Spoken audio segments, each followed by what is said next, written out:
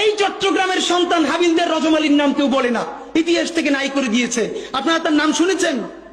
সিপাহী বিপ্লবে যদি দুইটা নাম থাকে, এর একটা মঙ্গল পান্ডে আর একটা হাবিলদার রজমালি, ইতিহাস পড়িও না, নতুন করে তৈরিও করি না, পাবলিকেশনও বানাই না, শুধু রাস্তা কাঁপাই দিলে হবে না ভাই। হাবিলদার রজমালি এই ব্রিটিশদের বিরুদ্ধে পার্বত্য অঞ্চলে যুদ্ধ করতে করতে পার্বত্য চট্টগ্রামের ঘোড়া নিয়ে ঢুকে গেছে। একটা সময় সঙ্গীহারা হয়ে গেছে, ব্রিটিশদের কাছে জীবন দিবে না, এই জন্য তিনি চিরতরে পার্বত্য চট্টগ্রামের ভিতরে ঢুকে গেছে, আর ব্যাক করেন নাই। তিনি মনে করেছেন যুদ্ধ করতে করতে প্রয়োজনে হারাইয়া যাব, তবুও আমার স্বাধীন জীবন ব্রিটিশ বেনিয়াদের কাছে হত্যা হইতে দিব না। সেই হাবিলদার রজমালির সন্তান এই বীর চট্টলা। আমাদের ইতিহাস তো আমরা জানি না। দেখেন, সেই বিপ্লব যখন হারিয়ে গেল, আপনারা জানেন কিনা, ইতিহাস বলে বাংলাদেশে বড় বড় গাছে এমন কোন ডাল ছিল না গ্র্যান্ড ট্রাঙ্ক রোডে, যেই গাছের ডালে ডালে সিপাহী বিপ্লবের যেই সব সৈনিক এই বিদ্রোহে অংশ নিয়েছিল তাদেরকে ঝুলিয়ে ফাঁসি দেওয়া হয়েছে। তাদের বাবাকে, তাদের সন্তানদেরকে জগন্নাথ বিশ্ববিদ্যালয়ের সামনে বাহাদুর শাহ পার্ক গিয়ে দেখবেন, এখনো তাদের নাম লেখা আছে। আগে ছিল ভিক্টোরিয়া পার্ক, পরে আমাদের বাহাদুর শাহের নামে করা হয়েছে।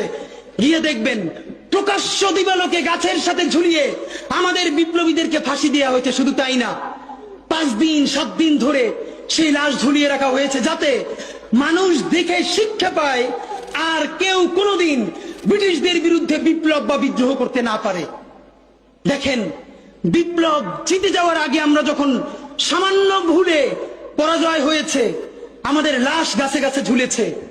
এরপর মুক্তি আসতে আরো 100 বছর লেগেছে। 1857 সালে মুক্তি আসতে পারত। আপনারা নিশ্চয়ই জানেন 1757 সালের পরে 1857 সালে এই 100 বছরেও ব্রিটিশরা আমাদেরকে যেই ক্ষতি করতে পারে নাই, 1857 সালে মহাবিদ্রোহে আমাদের পরাজয়ের পর তার 1000 গুণ ক্ষতি তারপরে তারা করেছে। আমাদের সমস্ত সম্পদ ধ্বংস করে দিয়েছে। যারা জমিদার ছিল সেই মুসলমানরা তাদেরকে কৃষক বানিয়ে দিয়েছে। শুধু কৃষক না, ভূমিহীন কৃষক বানিয়ে দিয়েছে। ভাইয়েরা আমার, এই জুলাই যদি এটাকে বিপ্লবে পরিণত করতে না পারি, চূড়ান্ত যোগ্যতা অর্জন করে যদি এটাকে চূড়ান্ত পিকে যেতে না পারি, সামনে বাংলাদেশে আমাদের জন্য ভয়াবহ সে আর একটা সিপাহী বিপ্লবের করুণ প্রতি অপেক্ষা করছে। আপনারা অনেকে ভাবতেছেন এইটাও কি সম্ভব? জামাতের ভাইয়েরা অনেকে বুঝে না, বলে কি করে সম্ভব? মনে করাই দেই, শহীদ নিজামী মুজাহিদ সাহেবেরা মন্ত্রী হিসেবে সর্বশেষ যখন সম্ভবত 2006 বা 2007 মন্ত্রী ছিলেন, বলেন তো তার কয় বছর পর তাদেরকে ফাঁসি দেওয়া হইল? 10 বছরও লাগে নাই।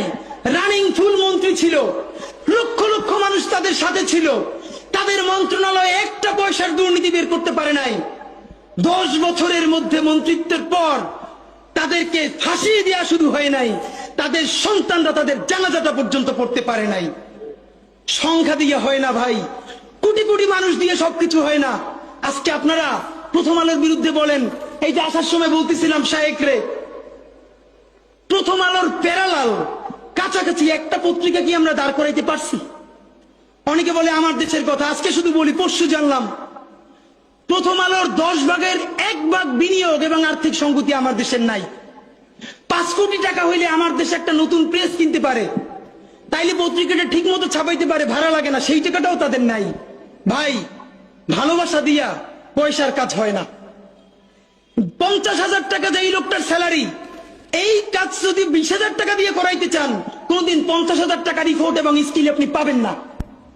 ওই 50,000 টাকাই লাগবে। মানুষ মাগনা কাটে 3 দিন, একজনকে দাওয়াত খাওয়ায় 2 দিন 3 দিন, তারপরে আর চলে না। আমাদের আর্থিক যোগ্যতা অর্জন করতে হবে। আমাদের অনেকগুলো প্রতিষ্ঠান লাগবে, একটা প্রতিষ্ঠান না। আমাদের ভাইদের সমস্যা কি জানেন? সে আজকে যদি হাটাজারি মাদ্রাসা দিয়ে কেউ একটা পত্রিকা বার করে, সেই পত্রিকাটাও সে জাতীয় মূলধারা বানাবে না, দেবে দৈনিক হাটাজারি সে বানাবে। মানে কোনো না কোনো ঘুরে ফিরা তার চিন্তায়, মননে, মগজে প্রথমে হয়তো হাটাজারি, সর্বোচ্চ বড় হইলে হেফাজত, এরপরে সর্বোচ্চ বড় হইলে বাংলাদেশের শুধু মুসলমান।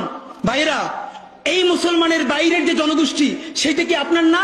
আপনি ভাবেন এই দেশের আপনি প্রধানমন্ত্রী, তারপরে ভাবেন আপনার জনগোষ্ঠী কারা, আপনি সেরকম চিন্তা করেন। সুতরাং আমি কথায় অনেক ভুলভ্রান্তি বলতে পারি, কিন্তু বিশ্বাস করেন আমার কলিজা চিল্লেও আপনারা শুধু যেটা পাবেন সেটা হইল আমি চক্ষু বন্ধ করে দেখতে পাই।